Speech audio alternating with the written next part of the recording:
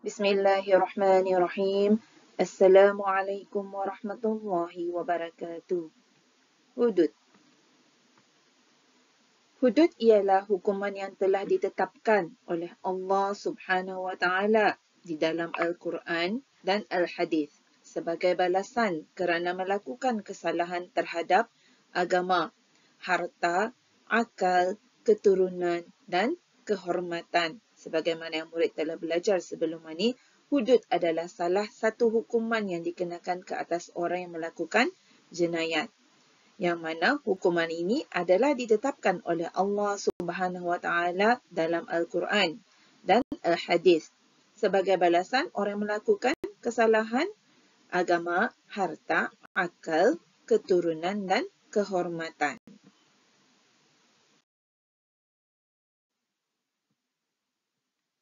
Kesalahan yang wajib dikenakan hukuman hudud ialah apa dia kesalahan yang wajib dikenakan hukuman hudud ini? Yang pertama, melibatkan agama seperti murtad dan meninggalkan sembahyang.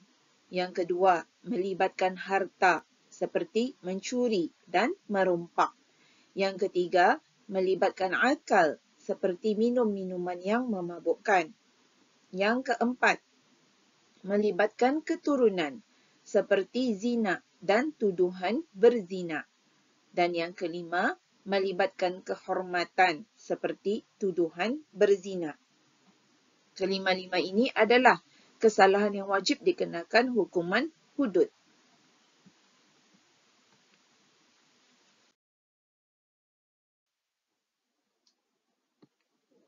Firman Allah Subhanahu wa taala dalam surah Al-Baqarah ayat 187 yang berbunyi, Tilka hududullahi fala taqrabuha kadzalika yubayyinullahu ayatihi linnasi la'allahum yattaqun.